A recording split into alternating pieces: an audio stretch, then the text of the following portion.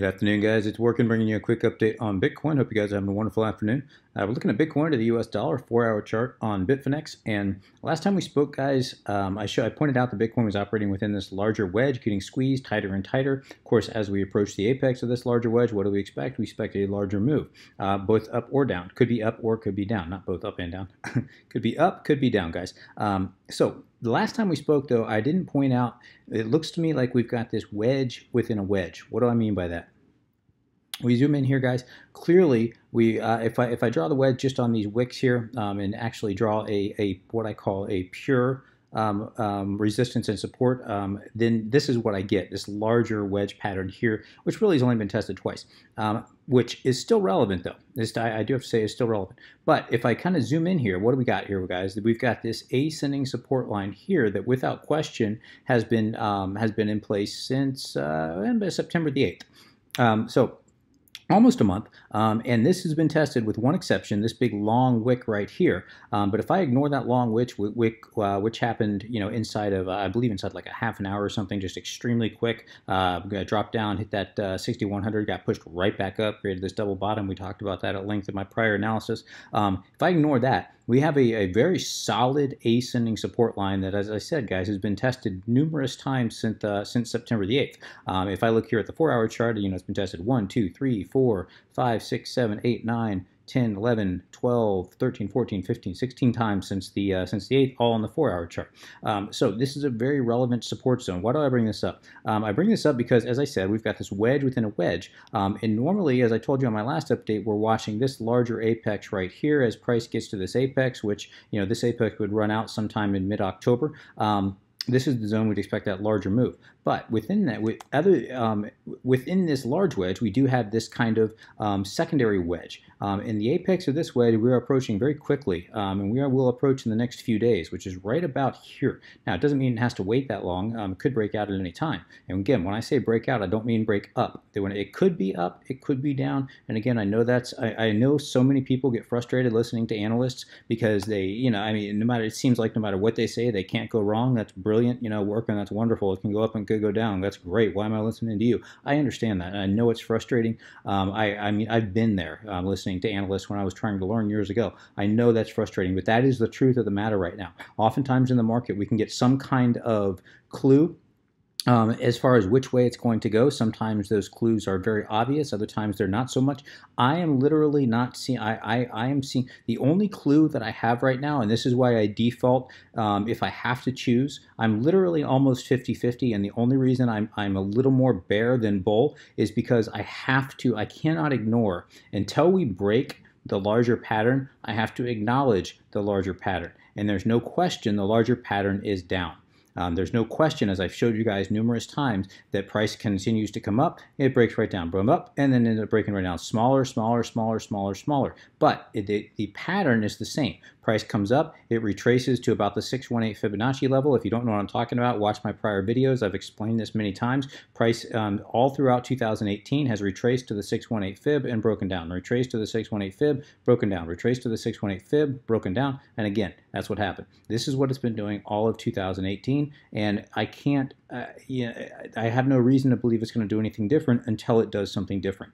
Now, right now, the one thing that may change my mind is there's no question we're getting compressed. We're getting to the end of that pattern to where there's really, the only thing it can do is flatline. And one thing we know with markets is once it flatlines, it does not stay there very long. Now, Bitcoin is a bit of an exception. It has flatlined for quite some time in the past, but that was before everybody, at this point, with institutional money scratching at the bit, I do not expect that to be the case. I know everybody has compared this bear market to prior bear markets where they've lasted a year and a half, 2 years, almost literally flatlining. I do not think that's going to be the case. In 2017, Bitcoin woke up. Now, it got overpriced very quickly. There's no question. It went up to $20,000. I mean, as bullish as I am on Bitcoin, it was not worth $20,000 at the end of 2017. It will be. I believe that it will be. But at that point, it was not. And so it came up, and then it just crashed right back down. Now we're starting to get to a point to where people are agreeing on the price point, somewhere around 6,000. And at that point, it's either going to break down or it's going to break up. in my opinion. There's just too many people in this market. There's too many people aware of it. They're not trading so much, but there's too many people aware of this market waiting to get in, that either it's going to, or waiting to short, that it's either going to break down heavily, or in my opinion, and nothing is for certain, guys, but in my opinion, it's going to break down heavily or break up heavily. Eventually, it's going to break up heavily, but there's a chance that we're going to have a lot more pain in the short term for that long-term benefit. It doesn't mean that has to happen. It just means that's what we're saying. So I don't mean to get off on a tangent, guys. So where are we at right now? Right now, we are reaching that apex of that wedge within that wedge. We're getting close to this point right here. Sorry, guys. We're getting close to this point right here. And as it approaches that, guys, I do expect it to... I do expect it to break out in one direction or another very, very soon. Now, if it breaks up, I'm expecting it to very quickly test this 6750. That's going to be one hell of a test.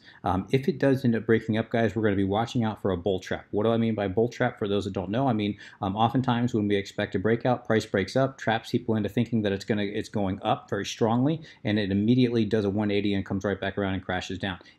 So that's called a bull trap. It traps people into long positions, and then market makers turn the market around and they take their money and they stop them out.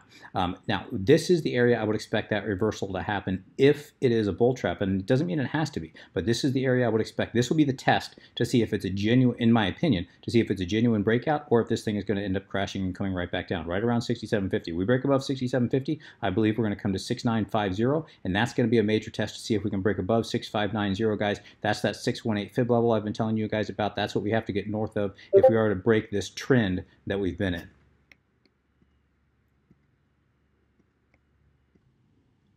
I apologize, guys. I had to pause the video there very quickly. So anyway, what I was saying, this is the zone that we have to break above 6950. Sorry, guys, it wasn't actually very quickly. It was about 10-minute pause there. So I'm trying to figure out where I was here. So yeah, breaking above 6950, that would break the 618 fib level. That's the zone that we have to break to break this bearish trend that we've been in for all of 2019. So looking at where we are now, last time we spoke, guys, we were sitting just above 6540. That's an extremely relevant zone, as I told you in the past. That's acted as support and resistance numerous times. If we go back here, we can see that zone acted as support and resistance numerous times. And if we zoom in here, guys, we can see last time we spoke, I told you if price didn't end up breaking down, it was going to come down to this, more than likely come down and at least test this zone down here, sitting at about at about 6450. That's exactly what happened. Price came down, actually wicked below it just a little bit, but I find it interesting that while it didn't, it did go a little bit lower than where I was expecting it to. It hit perfectly off of this ascending support line here, or off of this the bottom portion of the wedge within the wedge, as I'm calling it, and then impulsed right up from there. Came down, test, and then impulsed right back up above this 6540 zone, almost touching the top of this descending resistance line. Pardon me. Now, what I'd like to see is I'd like to see price come back down and retest this 6540. It's gotten close, hasn't retested it quite yet, and we are seeing the development of a decent supply zone right up in here, sitting at right in this area here, sitting at about between about 66. Let's see, right around 6,600 and 6,650, 6,660, somewhere thereabouts. We can see the price came up, wick, go down, came up, long, strong wick, came down, strong wick, came down, unable to penetrate this zone. So that tells you what? If you've been following my videos, you know that that's creating what's called a supply zone. In other words, that's telling us there's a lot of sell orders that are sitting up in here, and price is just unable to break through. The bulls are unable to push it through all those sell orders. If we can get those sell orders filled, if price keeps coming up and wicking in there, we can get, every time it wicks in there, it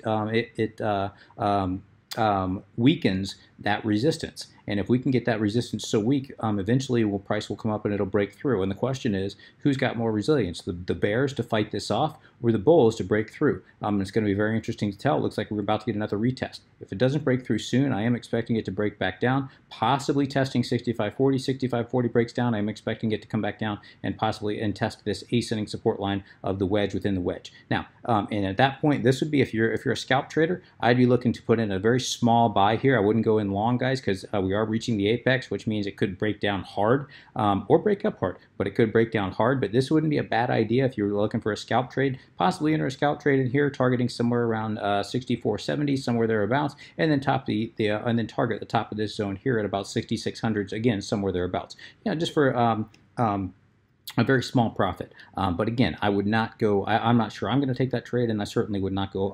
I would not go heavy on that at all. I'd keep a very tight stop. If this does end up breaking down, and this zone here breaks down, this zone sits at about 65, or excuse me, 64.50. I am expecting a quick drop down to this zone. We can see this acted as a strong support here in the past. I would expect it to act as support again, at least initially. And that sits at about 63.80, somewhere thereabouts. If that breaks down, guys, we're going to come down and test 62.80 very quickly, in my opinion, or the bottom of this ascending support line here of the larger wedge. And this is where I would stack in buy orders a little more heavily. Again, I wouldn't go crazy. Again, knowing that this thing could end up just falling right over, but this is the area right down in here, right at the 62.80 mark, somewhere in here between 62.80 and the bottom of this ascending support line. That's the area I'd look to be stacking in buy orders if it ever gets there. And I'm not saying it's going to, but if it does break down out of this temporary wedge, this is the area. If it goes down, this is the area I'd be targeting at around 62.80-ish. If it breaks below 62.80, because remember, guys, we're getting very close to the apex, and the closer you get to the apex, the more likely a breakout.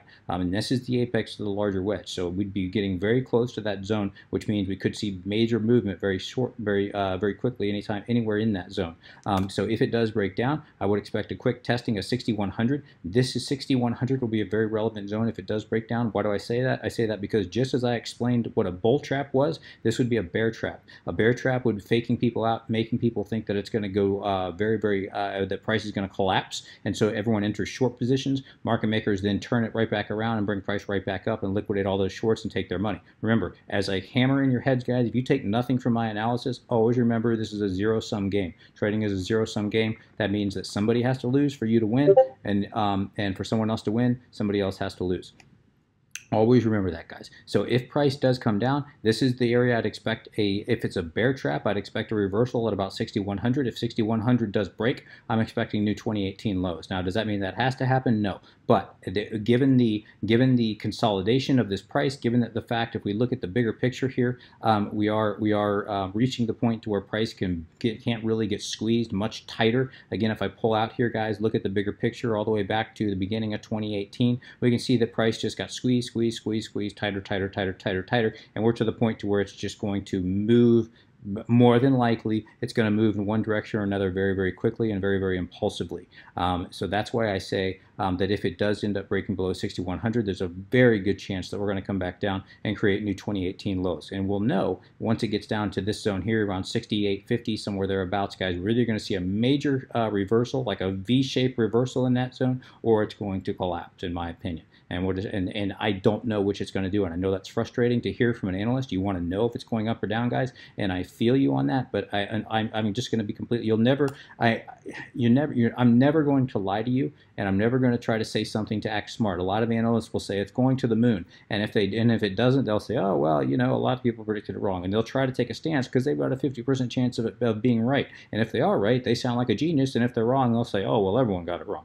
You know, that I will never play a game like that with you. I will always be 100% honest with you guys, and the truth is, I don't see. My bias is slightly down only because of the larger downtrend, and we cannot ignore the larger downtrend until that downtrend is changed. But that being said, looking short term here, I don't see a bias in one direction or another. This thing literally could go in either direction. I do think we need a catalyst for it to have a sustainable long-term bull run, and without that catalyst, I do think it's going to break down. But there may be a catalyst. I mean, there's so many things that are in the works right now. You know, something could get announced tomorrow. Amazon adopting Bitcoin, that would send it to the moon. I mean, you know, for payments. I mean, who knows? Who knows? SEC decides to make a decision early. Everyone's expecting it to happen in December, or they leak out some news that suggests that they are definitely going to approve ETFs in December. And even though they don't do it yet, they make that suggestion, and so everybody jumps in wanting to get in early on a new thing. There's a million things that can happen. The only thing for certain in crypto is it's completely unpredictable and completely uncertain. So if that makes sense. So why are you listening to me as an analyst? That's up to you guys. I do very well as a trader and a day trader, but you know, predicting this thing long term, when that bull run is going to happen, I'm just going to be honest with you guys, it's very, very hard to do. So anyway, guys, let's go ahead and look very quickly at our moving averages.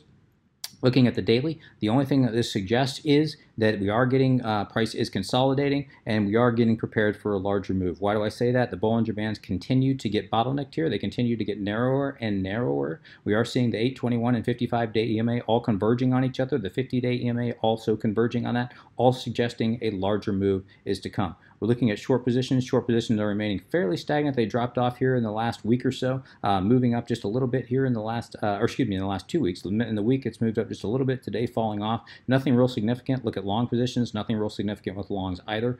So really nothing to talk about as far as longs and shorts. Shorts are still outpacing longs, but not by much, not by enough to say market makers are going to take this in one direction or another. That's why I think there's just so much uncertainty right now in the market, guys. So anyway, I'm going to go ahead and wrap it there. If you have any comments, questions, suggestions, please let me know in the comment section below. As always, would appreciate an upvote. Just in case you've enjoyed this content, guys, I'd certainly appreciate that. Till next time, please trade safe. Take care of yourselves. This is Workin, signing out.